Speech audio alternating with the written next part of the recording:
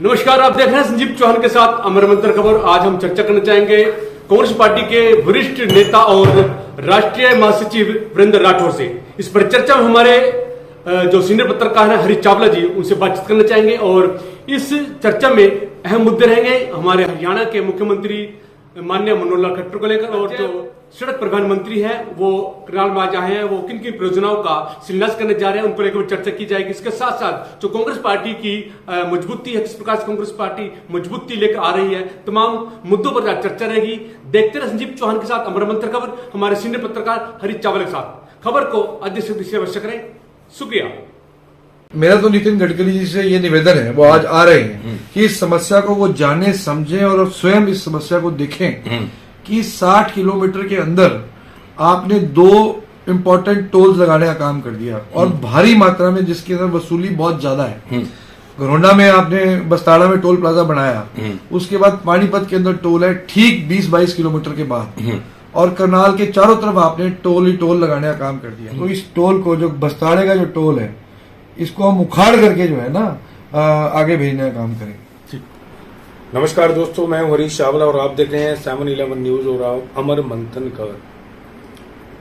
चूंकि लोकसभा चुनाव नजदीक हैं और लोकसभा चुनावों के बाद जो है विधानसभा चुनाव नजदीक है। आजकल करनाल ही नहीं बल्कि हरियाणा की राजनीति खासतौर पर चरमाई हुई है और खास तौर पर जो है विपक्ष जो है उसका निशाना अब करनाल है, क्योंकि करनाल इस वजह ही है कि हरियाणा के मुख्यमंत्री मनोहर लाल हैं और करनाल से वो विधायक हैं, इसलिए तमाम विपक्षी दल करनाल में मनोहर लाल के खिलाफ एक खास मुहिम में है। लेकिन हर तरफ सीएम को घेरने के बावजूद भी अब सीएम मनोहर लाल भी चौकन्ने होंगे। अब ताजा आपको ये पता होगा कि आज नितिन गडकरी जी करनाल में 6 लेन सड़क का उद्घाटन करने आ रहे हैं। पता ये चला है कि जिन किसानों की जमीन जो है सरकार ने रिक्वायर की है उन्हें बहुत कम दाम मिले हैं और किसान इसलिए नाराज हैं। और अभी एमएसपी को लेकर आंदोलन हुआ बड़ा तगड़ा, जिसमें सरकार को झुकना पड़ा। लेकिन नौबत की हुई जब आप एमएसपी का ऐलान कर दीजिए और उसके बाद वो ना दें। इन तमाम मुद्दों को लेके और खास तौर पर राष्ट्रीय स्तर की राजनीति भी है, क्योंकि राजस्थान से लेके छत्तीसगढ़ और अन्य राज्यों के भी चुनाव होने हैं। तो हम इस समय मौजूद हैं कांग्रेस के राष्ट्रीय सचिव वीरेंद्र राठौर जी के पास, जिसमें हम राष्ट्रीय और प्रदेश स्तर के उनसे सवाल पूछेंगे और पूछेंगे कि मुख्यमंत्री का विरोध करनाल में क्यों बढ़ रहा है, क्या उनकी नजर में भाजपा सरकार दोबारा लोकसभा में बनाएगी, क्या राहुल गांधी एक मजबूत नेता के तौर पर उभरेंगे, क्या विपक्षी दल नरेंद्र मोदी का सामना करेगा। इन तमाम सवालों का जानने के लिए हम राष्ट्रीय स्तर के नेता वीरेंद्र राठौर जी के पास चलते हैं। चलिए आपको ले चलते हैं उनके पास और पूछते हैं आपके सवालों के जवाब। राठौर साहब, बहुत बहुत स्वागत है आपका 7-11 न्यूज और अमर मंथन पर। आपके श्रोताओं को भी मेरा नमस्कार। राठौर साहब, लोकसभा के चुनाव नजदीक आ रहे हैं, विधानसभा के चुनाव नजदीक आ रहे हैं।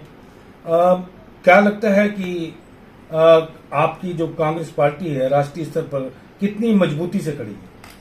देखिए, 10 साल से भारतीय जनता पार्टी की सरकार देश में और प्रदेश के अंदर चल रही है। जिन मुद्दों को लेकर के भारतीय जनता पार्टी लोगों के बीच में आई थी और प्रचंड बहुमत देश की और प्रदेश की जनता ने भारतीय जनता पार्टी को दिया था, मुझे लगता है कि हर एक मुद्दे के ऊपर भारतीय जनता पार्टी की सरकार विफल हुई। मैं हमेशा से कहता रहा हूं कि अगर मैं प्रदेश स्तर पर बात करूं, चाहे वो हेल्थ सेक्टर है, चाहे वो एजुकेशन सेक्टर है, चाहे वो प्राइवेट सेक्टर है, ये जो 3 मूलभूत सेक्टर्स हैं जिनके ऊपर किसी भी सरकार का फोकस होना चाहिए, उन तीनों सेक्टर्स के ऊपर सरकार पूर्ण रूप से फेलियर है, जिसकी वजह से प्रदेश और देश आगे बढ़ नहीं पा रहे। आज आप देख सकते हैं हजारों लाखों की तादाद में देश का नौजवान जो है वो देश को छोड़कर के बाहर जा रहा है। वो क्यों बाहर जा रहा है? वो इसलिए बाहर जा रहा है कि वो 10 वर्ष में जो भाजपा कार्यकाल देश में और प्रदेश में रहा, आज नौजवान इस बात को मानने के लिए मजबूर है कि देश में वो अपने भविष्य को संवरता हुआ नहीं देख पा सकता है। कि देश में जो अपॉर्चुनिटीज होनी चाहिए थी, जो प्रदेश में पढ़ाई लिखाई करने के बाद अपॉर्चुनिटीज होनी चाहिए थी, वो आज अपॉर्चुनिटीज उनके लिए खत्म होती जा रही हैं। इसलिए वो घर की जमीन जायदाद को बेच करके लाखों लाखों रुपया खर्चा करके जो है विदेश की ओर हमारे नौजवान चले गए। आप हैरान हो जाएंगे कि लगभग 15 से 20 हजार नौजवान युवा घरोंडा विधानसभा से छोड़ करके विदेशों में चले गए। और अगर जिले का आंकड़ा ले तो ये संख्या लाखों में हमारे जिले के अंदर है। तो प्रदेश में क्या स्थिति होगी आप इस बात का अंदाजा लगा सकते तो इसको रोकना कैसे चाहिए? हैं। विदेशों में नौजवान पहले भी जाते थे, जाने में कोई बुराई नहीं है, परंतु अब जो पिछले 10 वर्षों में तेजी आई, लाखों की तादाद के अंदर लोग जाने लगे, वो इसलिए है कि प्राइवेट सेक्टर को डेवलप हरियाणा सरकार और सेंट्रल गवर्नमेंट जो डबल इंजन की सरकार ये बोलते हैं, वो डबल इंजन हरियाणा के मामले में पूर्ण रूप से फेल हो गए। अगर मैं कहूं कि पटरी से उतर करके वो इंजन बिल्कुल पलट गया तो कोई अतिशयोक्ति नहीं होगी। कारण ये है कि इकोनॉमिक स्लोडाउन जो देश भर में हुई है और जिस प्रकार की भाजपा की नीतियां रही हैं, उन्होंने देश की स्मॉल स्केल इंडस्ट्री को बुरी तरीके से प्रभावित किया। अभी दुष्यंत चौटाला जी का बयान आया था कि 35,000 करोड़ का विदेशी निवेश हरियाणा में हुआ। देखिए कहाँ निवेश है, आप बताइए। आप करनाल में बैठे हैं, उस 35,000 करोड़ के विदेशी निवेश से कोई फैक्ट्री आपको करनाल में नजर आई है? पिछले 10 वर्षों में एक भी कोई बड़ी मल्टीनेशनल कंपनी ने करनाल के अंदर अपने उद्योग स्थापित नहीं किए जिससे हमारे यहाँ के लोकल बच्चे रोजगार उनके अंदर जाकर के उन उद्योगों में रोजगार की अपॉर्चुनिटीज को अवेल कर सके। सोनीपत में कोई मारुति का प्लांट बता रहे थे लगने जा रहा है। देखिए मैं ये कहना चाह रहा हूँ कि मुख्यमंत्री को करनाल के लोगों ने चुना है। मुख्यमंत्री बताएं कि करनाल के लिए वो क्या उन्होंने पिछले 10 वर्षों में किया है। जिन सड़कों की वो बात करते हैं और दावा ठोकते हैं कि हमने ये सड़क बनाई, हमने वो सड़क बनाई, कुल मिलाकर के कुछ 4, 5, 6 किलोमीटर की 1-2 सड़कें बाईपास के रूप में करनाल शहर के अंदर बनी हैं। वो मैं मानता हूं कि उसके लिए मुख्यमंत्री बनने की आवश्यकता नहीं थी। वो तो एक म्युनिसिपल कॉर्पोरेशन लेवल का काम है जो अच्छा म्युनिसिपल कॉर्पोरेटर भी कर सकता है। हरियाणा की करनाल की जनता ने करनाल से 2 बार उनको विधायक चुना, इस आशा और उम्मीद के साथ कि वो हमारे इलाके की कायाकल्प करने का काम करेंगे। परंतु मुख्यमंत्री की जो नीतियां हैं, नीति बनाने की जो क्षमता है, वो एक कंप्लीट फेलियर है, पॉलिसी मेकिंग में भी और एडमिनिस्ट्रेटिव कंट्रोल में। आपकी नजर में उनको मुख्यमंत्री को करनाल में क्या कुछ करना चाहिए था आपकी नजर में? देखिए सबसे पहले तो किसी भी जो हमारा संविधान है, संविधान में वेलफेयर स्टेट की डेफिनेशन है। वेलफेयर स्टेट का मतलब है कि हर एक सरकार को उस वेलफेयर स्टेट की जो परिभाषा है, उस परिभाषा को फुलफिल करने के लिए कदम उठाने चाहिए, जब भी प्रदेश और देश तरक्की करते हैं। और जो वेलफेयर स्टेट के अंदर मुख्य 3 पिलर्स हैं। सबसे पहला पिलर है हेल्थ। आप जानते हैं कि कल्पना चावला मेडिकल कॉलेज करनाल के अंदर कांग्रेस पार्टी की सरकार लेकर के आई, बिल्कुल, और उसका पैसा तो मंजूर कांग्रेस पार्टी ने किया जी। मैं एक सवाल पूछता हूँ कि आज करनाल में रहने वाले गरीब आदमी को अगर दिल का दौरा भगवान न करे पड़ जाए या कोई गंभीर बीमारी हो जाए, जिस इलाज को कराने के लिए लाखों रुपया खर्चा है, क्या करनाल में रहने वाला गरीब आदमी उस इलाज को करा सकता है? आप ही बताएं, क्या करा सकता है? आप बताइए। अभी तक तो नहीं करा सकता। वो डॉक्टर नहीं है, डॉक्टर नहीं है, इंस्टीट्यूशन नहीं है, इंस्टीट्यूशन नहीं है। कल्पना चावला मेडिकल कॉलेज के अंदर भी जो हमारा मेडिकल कॉलेज खुला है, कोई भी हार्ट से रिलेटेड या गंभीर बीमारियों से रिलेटेड ट्रीटमेंट्स ये शुरू नहीं कर पाए। भाजपा ने पीछे ऐलान किया था इसको यूनिवर्सिटी बनाएंगे। देखिए मैं ऐलान की बात नहीं कर रहा हूँ, सवाल यह है कि ग्राउंड जीरो के ऊपर क्या काम हो रहा है। आज 10 वर्षों में भी अगर कोई व्यक्ति जो कि हरियाणा का मुख्यमंत्री हो, अपने गृह जिले के अंदर गंभीर बीमारियों के इलाज की व्यवस्था ना करा पाए, तो वो वेलफेयर स्टेट के सबसे पहले पिलर को अचीव करने के अंदर कंप्लीट फेलियर है। अब सेकंड पिलर की मैं बात करता हूँ, एजुकेशन। एजुकेशन से मेरा मतलब है कि हमारे जिले के अंदर बेस्ट क्वालिटी की एजुकेशन की कौन सी यूनिवर्सिटीज डेवलप की, जिन यूनिवर्सिटियों के अंदर एक ही छत के नीचे, एक ही कैंपस में आप MBA भी कर सकें, आप MCA भी कर सकें, आप इंजीनियरिंग भी कर सकें, आप मेडिकल भी कर सकें, कोई भी बड़ी अचीवमेंट एजुकेशन सेक्टर को लेकर के मुख्यमंत्री करनाल के अंदर नहीं कर पाए। कोई यूनिवर्सिटी करनाल जिले के अंदर डेवलप नहीं हो पाई। तो जो हमारा वेलफेयर स्टेट का सेकंड पिलर है, उसके ऊपर भी कंप्लीट फेलियर। अगर आप इनसे बात करें तो ये गिनाएंगे कि हमने इतने स्कूलों के अंदर इतना पैसा खर्च किया, पुरानी स्कूलों की मरम्मत करी, रंग रोगन करने का काम किया।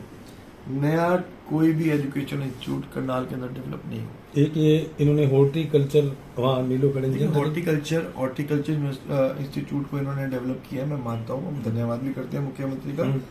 आप समझिए हॉर्टिकल्चर एक स्पेसिफिक स्किल को सीखने की जगह है। जब मैं यूनिवर्सिटी की बात करता हूँ तो वो मल्टी स्किल एक एजुकेशन इंस्टीट्यूशन की बात करता हूँ। ये कोई जरूरी नहीं है अगर एक क्लास के अंदर 100 बच्चे पढ़ते हैं 100 के 100 तो हॉर्टिकल्चर नहीं पढ़े। अगर 5 बच्चे हॉर्टिकल्चर पढ़ेंगे तो 5 बच्चों को इंजीनियरिंग भी करनी है, 5 बच्चों को MBA भी करनी है, 5 बच्चों को MCA भी करनी है। तो यूनिवर्सिटी का मतलब होता है कि जहां आप अपने शहर अपने जिले के रहने वाले बच्चों के भविष्य को संवारने के लिए एक पूरा सेटअप और एक इंफ्रास्ट्रक्चर तैयार करते हो, वो एक बड़ी एजुकेशन इंस्टीट्यूशंस और बड़ी एजुकेशन यूनिवर्सिटीज के माध्यम से हो सकता है। मुख्यमंत्री ने बनाना तो दूर, बनाने के बारे में सोचने के भी प्रयास जो है वो करनाल जिले के अंदर नहीं किए। तो सेकेंड पिलर के अंदर भी मैं समझता हूं कि 0 में से 0 मार्क्स मेरी नजर में। तो क्या मेरी बात पूरी होनी चाहिए। तीसरा पिलर है प्राइवेट सेक्टर। अब हर एक नौजवान बच्चे को तो आप गवर्नमेंट में सेक्टर में जॉब नहीं मिल सकती। तो जो हमारे बच्चे प्रोफेशनल एजुकेशन कर रहे हैं, इंजीनियर्स हैं, डॉक्टर्स हैं या स्किल्ड कोर्सेज कर रहे हैं जो कि प्राइवेट सेक्टर के अंदर ही एडजस्ट हो सकते हैं, वो जब एडजस्ट होंगे जब सरकार ऐसी इंडस्ट्रियल पॉलिसीज लेकर के आए जिन पॉलिसीज से प्रभावित होकर के मल्टीनेशनल कंपनीज हमारे प्रदेश में हमारे जिले के अंदर आए, अपने इंफ्रास्ट्रक्चर को यहाँ एस्टेब्लिश करें और उस इंफ्रास्ट्रक्चर में हमारे जिले के हमारे प्रदेश के पढ़े हुए बच्चे जो हैं वो वहाँ पर उनको रोजगार के साधन उपलब्ध हो। आज दुनिया भर में IT की बूम है। आप मुझे बताइए IT के क्षेत्र में करनाल जिले के अंदर मुख्यमंत्री ने क्या किया? आज देश और दुनिया IT के बगैर प्रोग्रेस नहीं कर सकती। क्या IT को लेकर के कभी भी मुख्यमंत्री का कोई बयान आया? इसका मतलब ये है कि आपको करनाल की जनता ने MLA बनाया, भाजपा के कुछ नेताओं के आशीर्वाद से आप मुख्यमंत्री बने और आपका विजन क्या है अगले 20 साल का करनाल को लेकर के, जहां से आप नुमाइंदे हैं, वो आपने कभी आज तक करनाल की जनता के सामने नहीं रखा। वो ठीक है कि आपने वोट ले लिया, आप MLA बन गए। मेरा कहने का भाव ये है, MLA आप बन सकते हो but you can't be a good leader. Leader वो है जो अपने इलाके को 20 साल आगे की दूरदृष्टि अपने इलाके की और उसका ब्लूप्रिंट बना करके तैयार करे और उस ब्लूप्रिंट पे काम करे। मैं ये नहीं कहता कि वो ब्लूप्रिंट रातों रात बन सकता है या रातों रात लागू हो सकता है, पर ब्लूप्रिंट पहले बनाना पड़ता है किसी लीडर को और आहिस्ता आहिस्ता उस पर काम करना पड़ता है। यहाँ तो मुख्यमंत्री जी ने ना तो कोई ब्लूप्रिंट तैयार किया, ना कोई चर्चा की, ना उन्हें पता उन्होंने इलाके के बारे में क्या करना है। एक बाईपास की सड़क बनाई और नारियल फोड़ा और आप उसको कहते हो अचीवमेंट होगी। उसके लिए करनाल से MLA बनने की आवश्यकता नहीं थी, वो करनाल से मेयर भी बन जाते तो भी वो काम किए जा सकते थे।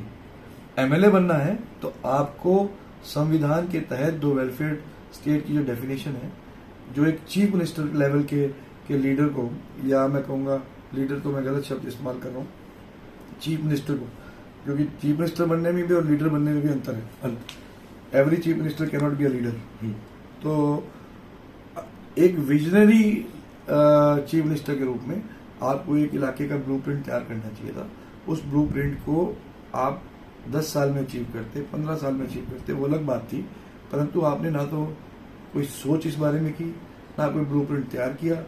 आपने तो लोगों की वोट ली, महीने में 2 महीने में 3 महीने में एक बार आए और ऐसे हालात हमारे जिले के बना दिए कि आज शहर के हमारे लोग छोटी सी तकलीफ भी किसी को हो तो वो किसके दरवाजे के आगे जाकर के रोएं, वो भी हमारे शहर के लोगों को पिछले 10 वर्षों में आज तक पता नहीं चल पाया। बिठाए हैं OSD। अब हम तो जानते नहीं भैया, ये तो शहर की जनता बेहतर बता सकती है, पर हमें तो शहर के लोग जो मिलते हैं और जो हमें बताते हैं वो सुन करके बहुत दुख हमें होता है कि इतना कुछ शहर ने करने के बाद उन्हें अल्टीमेटली जो अचीवमेंट है शहर को वो 0 है। तो मुख्यमंत्री जी थोड़ा सा वो सोच नहीं पा रहे हैं या भ्रमित हो रहे हैं या क्या उनके दिमाग में क्या चल रहा है, क्या कमी क्या है? उनके दिमाग में क्या चल रहा है ये तो मुख्यमंत्री जी बेहतर बता सकते हैं, पर मैं तो ये कहूंगा कि उनको करनाल की जनता का हाथ जोड़ करके बारी बारी धन्यवाद करना चाहिए कि उन्होंने करनाल की जनता ने उन्हें 2 बार विधायक बनने का मौका दिया। मुख्यमंत्री जी का अपना गृह जिला रोहतक है, रोहतक जिले से मुख्यमंत्री जी आते हैं। मैं तो मुख्यमंत्री से निवेदन करूंगा कि अगर उन्होंने इतने अच्छे काम किए हैं प्रदेश के अंदर तो वो अपने गृह जिले के अंदर जाएं और रोहतक से चुनाव लड़के दिखाएं। मैं मुख्यमंत्री जी को मान जाऊंगा। रोहतक की जनता तो कभी एक्सेप्ट भी नहीं करेगी। अब तो करनाल में जनसंवाद कार्यक्रम शुरू हो गया। देखिए, जनसंवाद तो आज 10 साल में पहली बार हमने सुने हैं जनसंवाद, और वो जनसंवाद का कार्यक्रम प्रदेश भर में और हमारे जिले भर में लोगों की के अपमान का ज्यादा कार्यक्रम बन रहा है। उसमें मुख्यमंत्री जी के घमंड, ये नया रूप जो है वो खुलासा थोड़ा आप देख सकते हैं। जो हरियाणा स्तर पे जो जनसंवाद हुए हैं, किस प्रकार से सरपंचों की बेइज्जती जो है उन जनसंवाद कार्यक्रमों में की गई है, और एक घमंडी शासक के रूप में जो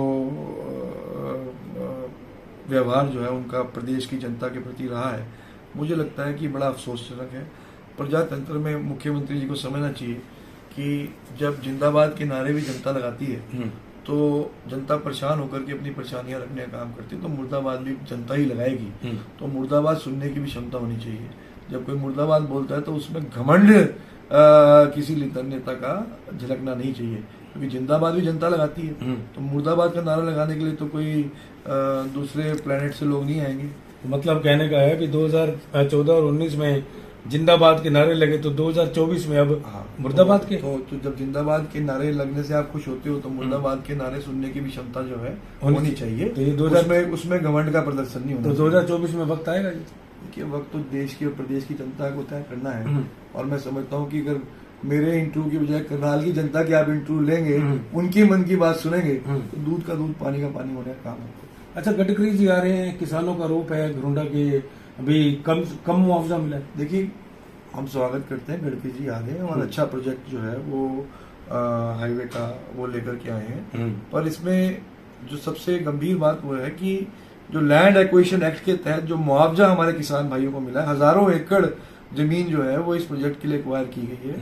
लगभग मैं गंजोगढ़ी के किसान भाइयों से बात कर रहा था, लगभग 70 से 75 लाख रुपया प्रति एकड़ उन्हें मुआवजा मिला है। जबकि आपको ध्यान होगा, जब राहुल गांधी जी ने लैंड एक्विजिशन बिल को, जिसके ऊपर बड़ी कंट्रोवर्सी भी बाद में हुई थी, लैंड एक्विजिशन बिल को केंद्र की सरकार ने पारित किया था, यूपीए सरकार ने, तो उसमें करोड़ों रुपया मुआवजा जो है वो किसान भाइयों को मिलने के प्रावधान थे। जिस बिल को आज हरियाणा सरकार ने पूर्ण रूप से डाइल्यूट करने का काम किया। आज राहुल गांधी जी द्वारा निर्मित लैंड एक्विजिशन बिल अगर लागू हो तो यही मुआवजा 70-75 लाख रुपए ना होकर कई करोड़ रुपया जो है वो किसान भाइयों को मिलने का कार्य होता। तो मैं समझता हूँ कि लैंड एक्विजिशन मुआवजा बढ़ाना चाहिए, मतलब निश्चित रूप से मुआवजे को बढ़ाना भी चाहिए। क्योंकि एक चीज और आप देखेंगे कि इस प्रोजेक्ट से कोई जमीनों की कीमतों के अंदर कोई फर्क नहीं पड़ने वाला, क्योंकि क्लोज कॉरिडोर है और कहीं से सर्विस रोड किसी गांव के अंदर नहीं दी गई है। तो इस हाईवे का कोई लाभ जो है गांव के लोग कभी उठा नहीं पाएंगे, क्योंकि कॉरिडोर बंद है और ऊपर से 15 फुट ऊंचा कॉरिडोर ये बनने का कार्य होगा। तो ऐसा हाईवे नहीं है कि जिस तरीके से हम देखते हैं कि सड़क निकल गई और हाईवे। तो इसका मतलब थोड़ा सा बाकी जो किसानों की जमीन पड़ी है उनको नुकसान ही होगा। देखिए, नुकसान तो नहीं मैं कह सकता, बट वो हाईवे की यूटिलिटी जो कई बार लोग करते हैं वो यूटिलिटी नहीं हो पाएगी, और हाईवे निकलने से लोगों के जीवन में जो परिवर्तन आते हैं, एक खुशहाली जो आती है, वो शायद इन जमीनों के आसपास, हाईवे के आसपास की जमीन में नहीं आ पाएगी। क्योंकि जब हाईवे निकलता है तो कई तरह के रोजगार के साधन उपलब्ध होते हैं। कोई होटल बिजनेस करता है, कोई ढाबा बिजनेस करता है, कोई पेट्रोल पंप लगाने का काम करता है अपनी जमीन के अंदर, उसी तरीके से जमीनों के भाव भी बढ़ते हैं और किसानों को लाभ मिलता है। वो लाभ इस प्रोजेक्ट के अंदर मुझे लगता है कि नहीं मिल पाएगा। करनाल के सांसद रैली करना जा रहे हैं करनाल में, क्या लगता है? देखिए, वो उनकी पार्टी का विषय है। आज वो रैली करना चाहते हैं, अच्छी बात है, स्वागत है। पहली रैली हो रही है आप एमपी साहब की। तो पिछले 5 वर्षों में हमारे करनाल के सांसद ना किसी गांव में गए, ना वो गांव के लोगों को पहचानते। 5 लाख वोटों से से भी ज्यादा से रिकॉर्ड तोड़ वोटों से देश के दूसरे नंबर पे आए, जिताने का कार्य किया था। तो आज भी लोग गांव के अंदर उनको ढूंढ रहे हैं, अपने सांसद को देखने के लिए तरस रहे हैं। तो हो सकता है रैली के माध्यम से कम लोग अपने सांसद को देख तो पाएंगे, अच्छी बात है। अच्छा राठौर साहब, भारत जोड़ो यात्रा राहुल गांधी जी की जो निकली, उसके बाद कर्नाटक और हिमाचल के जो चुनाव कांग्रेस के पक्ष में है, क्या लगता है कि राहुल गांधी जी एक विपक्ष के मजबूत नेता उभर के आए? देखिए, भारत जोड़ो यात्रा लगभग 4-4.5 हजार किलोमीटर का सफर आदरणीय राहुल जी ने पैदल यात्रा जो की, उसमें राहुल जी ने देश के विभिन्न वर्गों का, जाति धर्म के लोगों का, विभिन्न तरह के किसान भाइयों का और हर वर्ग के लोगों के साथ सीधा संवाद किया, उनकी समस्याओं को जानने का प्रयास किया और देश के अंदर आने वाले समय में उन तमाम समस्याओं को लेकर के किस प्रकार के कानून बनने चाहिए, इस प्रकार की यात्रा आदरणीय राहुल जी की रही। और 10 वर्षों में जो उत्पीड़न भारतीय जनता पार्टी की सरकार ने देश की जनता किया, उस उत्पीड़न के साथ आदरणीय राहुल जी ने आम आदमी के साथ अपने आप को सीधा जोड़ने का काम किया। कहीं ना कहीं आम आदमी के अंदर ये उम्मीद जगी कि उसकी मन की इच्छाओं के अनुरूप आने वाले समय में राहुल जी देश की राजनीति के अंदर एक बड़ा परिवर्तन लेकर के आएंगे। तो उनकी इस यात्रा से न केवल कांग्रेस पार्टी के साथियों में परंतु आम जनता के अंदर भी एक बड़ी ऊर्जा का संचार हुआ। आपने करनाल में जब राहुल जी आए तो आपने देखा कि किस प्रकार से लाखों की संख्या के अंदर लोग ग्रामीण उमड़ करके राहुल जी के स्वागत में उतरे। 5 बजे सुबह कड़कड़ाटी ठंड, 5 डिग्री टेम्परेचर के अंदर प्रदेश के लोगों ने राहुल जी का हजारों लाखों की संख्या के अंदर स्वागत किया और अपनी अपनी बात को रखा, अपनी समस्याओं को रखा। और राहुल जी ने भी उन समस्याओं के साथ अपने आप को एक कनेक्टिविटी उन्होंने की। तो ये जो कनेक्ट राहुल जी का हुआ, उस कनेक्ट ने एक आशा की उम्मीद को जन्म दिया लोगों के अंदर कि हाँ, राहुल जी देश की राजनीति के अंदर एक बड़ा परिवर्तन कर सकते हैं। उसके बाद उस जो उम्मीद जगी, उस उम्मीद के बाद आप देख सकते हैं कि हिमाचल के अंदर कांग्रेस पार्टी की सरकार बनी और कर्नाटक में तो उस यात्रा के तुरंत बाद पहला चुनाव कर्नाटक में हुआ, तो कर्नाटक में प्रचंड बहुमत के साथ सरकार बनी। और अब आप देखेंगे कि छत्तीसगढ़ में भी कांग्रेस की सरकार बनेगी, मध्य प्रदेश में भी कांग्रेस की सरकार बनेगी, राजस्थान में भी कांग्रेस पार्टी की सरकार बनेगी। और भारतीय जनता पार्टी का प्रभाव जो है वो किस प्रकार से कम होता जा रहा है, वो अब देखने को आपको आने वाले चुनाव में मिलेगा। और लगभग मुझे लगता है कि 2024 में लोग अब बड़ी उम्मीद के साथ, आज जो विपक्ष में हम लोग हैं उनके साथ खड़े होकर के देश की राजनीति के अंदर एक बड़ा परिवर्तन करने की तैयारी। राठौर साहब, 2 राज्यों में चुनाव जीत के बाद भाजपा के अटैक भी राहुल गांधी और कांग्रेस पर बढ़ गए हैं। अब भाजपा लगातार आरोप लगा रही है कि राहुल गांधी विदेश में जाते हैं तो भारत की वहां निंदा करवाते हैं और मोदी जाते हैं तो प्रशंसा होती है। देखिए, राहुल जी ने हमेशा कहा है कि वो सच्चाई का साथ देते हैं जी।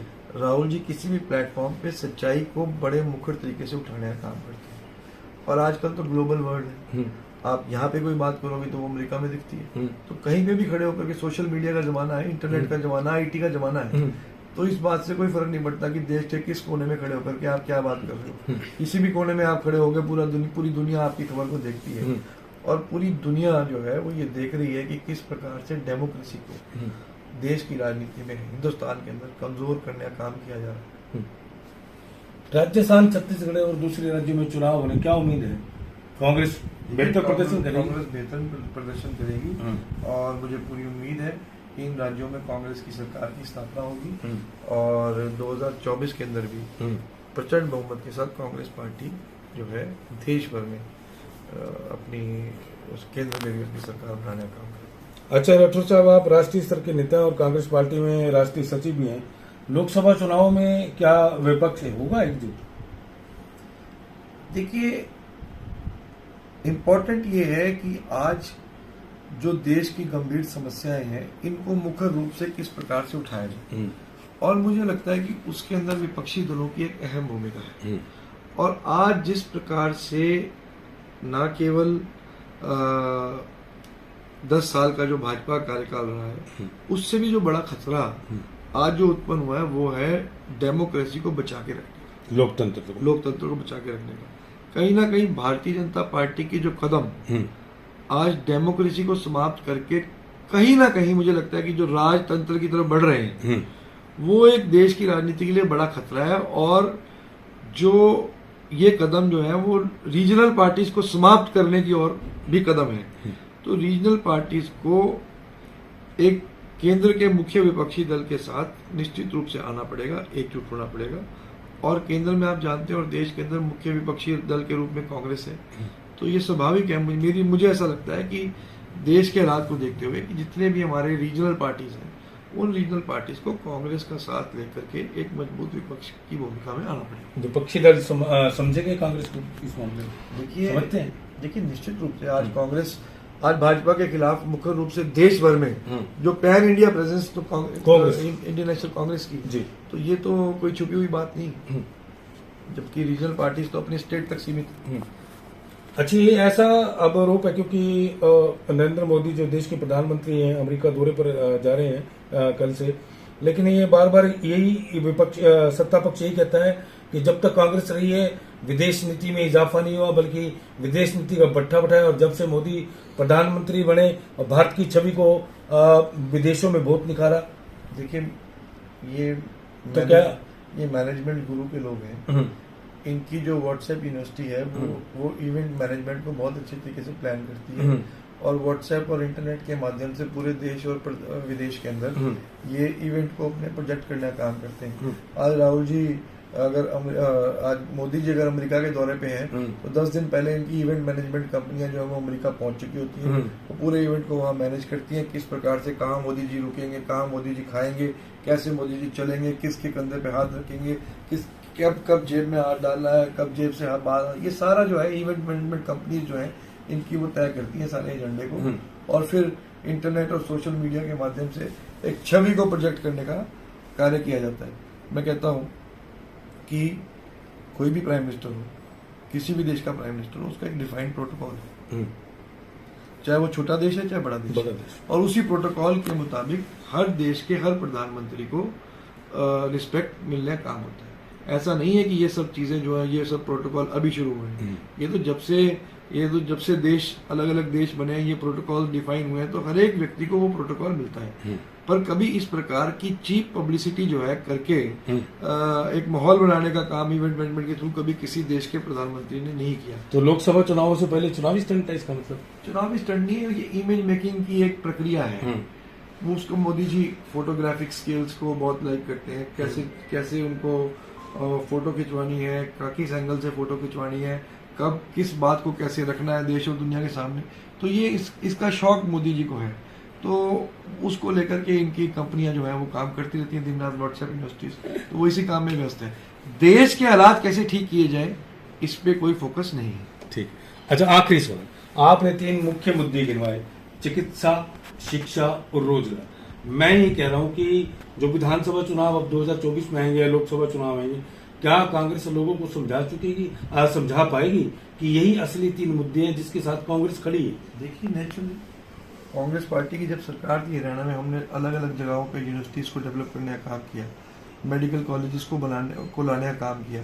आज जो कपिला चावला मेडिकल कॉलेज हम करनाल में लेकर के आए, इसका ऑब्जेक्टिव यही था कि आने वाले 10 सालों में इसके अंदर अच्छे से बेहतरीन इलाज हो सके। आप कांग्रेस की सरकार के जाने के बाद ये डॉक्टरों की भर्ती नहीं कर पाए यहाँ पे भारतीय जनता पार्टी के लोग, तो कंप्लीट फेलियर है। और हमारा ये एजेंडा तो हमारे लिए तो प्रमुख एजेंडे हैं तीनों सेक्टर्स। तो कांग्रेस की सरकार बनेगी तो हम इन 3 सेक्टरों के ऊपर लगातार काम करेंगे। अच्छा राठौर साहब, एक आपने अभी बीच में कहा कि सीएम को रोहतक में चुनाव जरूर लड़के देख लेना चाहिए, इनको पता लग जाएगा। देखिए मैंने इसलिए कहा चावला साहब कि मैं अभी कुछ दिन पहले सीएम साहब का जो गांव है, पैतृक गांव बनियानी गांव है, डिस्ट्रिक्ट रोहतक के, मैं किसी सोशल मीडिया के हमारे भाई ने वहां के गांव वालों के इंटरव्यू चलाए, मैं उसको देख रहा था, ग्रामीणों के। तो आप हैरान होंगे कि उनके अपने गांव के ग्रामीण कितने दुखी हैं। वो भी गर्व महसूस नहीं कर रहे कि हमारे गांव से मुख्यमंत्री कोई बन के गया है। पीने की पानी की समस्या वहां गंभीर रूप से बनी खड़ी है, स्कूलों की व्यवस्थाएं ठीक नहीं, गलियों की व्यवस्थाएं ठीक नहीं है, स्कूल का गेट बुरे हालात के अंदर है। तो मेरा कहने का मतलब ये है कि आप जब अपने गांव के अंदर भी जो आपका पैतृक गांव है वहां व्यवस्थाएं ठीक नहीं कर सकते। तो आपने करनाल डिस्ट्रिक्ट से एमएलए लड़ने का फैसला तो कर लिया, क्योंकि आपने भी तय किया होगा करनाल की जनता बहुत शरीफ है, वो एक्सेप्ट कर लेती है बाहर के लोगों को। ठीक। जब भी आपको भेजा गया होगा, आपकी पार्टी में भी तो मंथन हुआ होगा ना। आपको चीफ मिनिस्टर कैंडिडेट पहले डिक्लेयर किया गया, उसके बाद पार्टी ने मंथन किया होगा कि 90 सीटें हरियाणा में कहां से चुनाव लड़ाया जाए। तो वहां यह मंथन भी हुआ होगा कि इनका गृह डिस्ट्रिक्ट तो रोहतक है, पर रोहतक से आपको चुनाव लड़ने के लिए नहीं हरी झंडी दी गई। बहुत मंथन के बाद करनाल के ऊपर आपके बीजेपी के नेताओं ने उंगली टिकाई होगी कि करनाल से इनको चुनाव लड़वाना चाहिए, क्योंकि सब लोग जानते हैं करनाल के लोग एक्सेप्ट कर लेंगे आपको आसानी से। अगर आपने इतने अच्छे काम किए हैं, आप इतने पॉपुलर अपने आप को लीडर कहते हैं, तो आप रोहतक के अंदर भी आप जाइए, रोहतक शहर से चुनाव लड़िए, जीत करके आइए। हम मानेंगे कि आपने प्रदेश के अंदर विकास करने का कार्य किया होगा। ये तो करनाल की जनता ने एक्सेप्ट कर रखा है, इसलिए एक्सेप्ट कर लिया कि करनाल की जनता थोड़ी जो है हमारी, क्योंकि दानवीर करण की हमारी नगरी है और पॉलिटिकल टूरिस्टों को हम लोग एक्सेप्ट करते हैं, तो उसी नीति के तहत आपको भी एक्सेप्ट किया गया और 2 बार से आपको एमएलए बनाया गया, जिनकी बदौलत आप मुख्यमंत्री बने। पर फिर भी आपने करनाल की जनता के इतने बड़े उदारपूर्ण कार्य के बावजूद करनाल को विकास के मार्ग पर अग्रसर नहीं किया। जब आप करनाल के विकास की बात करते हैं तो फिर आप आ जाते हैं मैं तो समान विकास में विश्वास करता हूँ। तो अगर आप समान विकास में विश्वास करते हैं तो आप उसी समानता का उदाहरण देते हुए रोहतक शहर में जाइए, चुनाव लड़िए और जीत करके आइए, हम आपका स्वागत करेंगे। राठौर साहब, करनाल की जनता ने सबक भी तो सिखाया ना, जैसे भजनलाल जी को सिखाया था। तो आपका कहने का मतलब ये है कि अब बाहर नंबर मनोहर जी का है। तो आप मुझसे क्यों पूछ रहे हैं आप ये सवाल? ये सवाल आप दोबारा करनाल की जनता से पूछिए कि करनाल की जनता को पीएचडी लोगों की तोड़नी आती है। तो करनाल की जनता एक बार तो 2 बार आपको उन्होंने सिर माथे पे बिठाने का कार्य किया है, परंतु जब करनाल की जनता के साथ कोई धोखा करता है तो करनाल की जनता बहुत करारे तरीके से जवाब भी देना जानती है। और पिछले दिनों आपने देखा होगा, हिस्ट्री रही है, बड़े बड़े लीडरों को करनाल की जनता ने जवाब दिया है। तो मेरे को तो कहने की आवश्यकता ही नहीं है, करनाल की जनता 2024 में बताने का कार्य करेगी। अच्छा राठौर साहब, एक सवाल ये भी है नितिन गडकरी से जुड़ा हुआ, जैसे कि आज वो करनाल में आ रहे हैं, 6 लेन का उद्घाटन करेंगे, लेकिन चूंकि वो देश के सड़क परिवहन मंत्री हैं, निर्माण मंत्री हैं, और एक ये प्रावधान भी है कानून के अंदर कि आप 60 किलोमीटर के दायरे से पहले टोल नहीं लगा सकते। और करनाल की जनता लंबे अरसे से इसको झेल रही है। मुख्यमंत्री जी भी यहाँ हैं, सांसद भी यहाँ है, जो देश की संसद में 2 नंबर पर जीते गए इतने भारी मतों से, फिर ये टोल का टोल खड़ा है। तो क्या नितिन गडकरी जी से क्या मांग है आपकी? आप भी मांग कीजिए लोगों की। देखिए, बहुत अच्छा प्रश्न आपने उठाया चावला जी। ये एक बहुत गंभीर समस्या हमारे इलाके की है जी। लगभग 80 से 90 हजार गाड़ियां जीटी रोड के ऊपर हमारे करनाल से रोज निकल करके जाती हैं जी, दोनों साइड से जी। और टोल जो है वो एक भयानक रूप से एक समस्या जो है वो हमारे इलाके के लोगों के ऊपर लाद दी गई है केंद्र सरकार के द्वारा। तो मेरा तो नितिन गडकरी जी से ये निवेदन है, वो आज आ रहे हैं, कि इस समस्या को वो जाने समझें और स्वयं इस समस्या को देखें कि 60 किलोमीटर के अंदर आपने 2 इम्पोर्टेंट टोल्स लगाने का काम कर दिया और भारी मात्रा में, जिसके अंदर वसूली बहुत ज्यादा है। घरोंडा में आपने बस्ताड़ा में टोल प्लाजा बनाया, उसके बाद पानीपत के अंदर टोल है ठीक 20-22 किलोमीटर के बाद, और करनाल के चारों तरफ आपने टोल ही टोल लगाने का काम कर दिया। तो जो ये घरोंडा का जो टोल है या बस्ताड़ा का जो टोल है, ये तो हर हालत में गैर कानूनी है। या तो पानीपत के टोल को हटाया जाए या इस घरोंडा के टोल को हटाया जाए, ताकि पब्लिक को राहत देने का कार्य हो। और ये हमारे जो सांसद महोदय हैं, जिनको 6 लाख से ज्यादा वोटों से करनाल लोकसभा से जिता करके भेजा है, ये बिल्कुल बंद आवाज, इनकी आवाज नहीं पार्लियामेंट के अंदर निकलती है इस मुद्दे को लेकर के। और मैं तो उनसे भी कहूंगा कि भैया, लोगों ने वोट दिए तो लोगों की आवाज बन करके पार्लियामेंट के अंदर वो उठाने का काम करें। अपनी पॉलिटिकल पार्टी के पपेट के रूप में पार्लियामेंट में मत बैठे, थोड़ा आवाज को गरजाएं पार्लियामेंट में और इस टोल को हटवाने का काम करें। इन्होंने वायदा किया था 9 साल पहले टोल हटाएंगे, उसके बाद आज 9 साल हो गए राठौर साहब। करनाल की जनता जिसे झेल रही है, जहां मुख्यमंत्री भी हैं। देखिए, करनाल से घरोंडा 15 किलोमीटर आना हो, आने जाने में 180 रुपए की पर्ची कटती है जी। कोई छोटा अमाउंट नहीं है। जिस व्यक्ति को 15 किलोमीटर 2 बार आना जाना पड़ जाए तो उसको भारी जो है उसकी जेब के ऊपर बोझ डालने का काम ये सरकार कर रही है। खुली लूट टोल के माध्यम से जो है वो करनाल की जनता को झेलनी पड़ रही है। तो करनाल की तो जनता हमारी शरीफ है जो इस इतनी बड़ी लूट को लगातार झेलती जा रही है और केंद्र सरकार का ध्यान इस ओर नहीं है। मैं तो आपके माध्यम से नितिन गडकरी जी को ये बताना चाहूंगा कि वो आज आ रहे हैं, इस समस्या के ऊपर गंभीरता से वो संज्ञान लें और इसका समाधान जल्द से जल्द करवाएं। मैं राठौर साहब सिर्फ एक छोटा सा सवाल है, कांग्रेस का इस मुद्दे पे क्या स्टैंड रहेगा आगे निकट भविष्य में, इन फ्यूचर चुनावी सवाल है? देखिए, ये कोई चुनावी स्टंट नहीं है, ये एक सीरियस मैटर है और ये हमारी प्रायोरिटी के अंदर रहेगा। कांग्रेस की सरकार बनेगी तो इस टोल को, जो बस्ताड़े का जो टोल है, इसको हम उखाड़ करके जो है ना आगे भेजने का काम करेंगे। ठीक, चलिए, ये थे वीरेंद्र राठौर जो कांग्रेस के राष्ट्रीय सचिव हैं। इन्होंने 3 एजेंडे गिनाए, चिकित्सा, शिक्षा, रोजगार। ये मूलभूत जरूरत है प्रदेश के लोगों की और देश के लोगों की, और यही वीरेंद्र राठौर ने कहा कि कांग्रेस इन 3 मुद्दों पर फोकस कर जनता के बीच जा रही है और उन्हें जनता को समझाने का प्रयास करिए कि किस तरह भाजपा व्हाट्सएप मैनेजमेंट के जरिए लोगों को गुमराह करती है, उनके दिमाग को इधर उधर दाएं बाएं करती है और एक तरह से भ्रमित करती है। और दूसरी, इन्होंने सबसे बड़ी बात कही कि जनता इस बात को समझेगी और 2024 में भारतीय जनता पार्टी को कांग्रेस भारत में नहीं बल्कि प्रदेश हरियाणा में भी सबक सिखाने का काम करेगी। आपने सहयोगी संजीव चौहान के साथ हरीश चावला, 11/7 न्यूज और अमरमंथन खबर करनाल।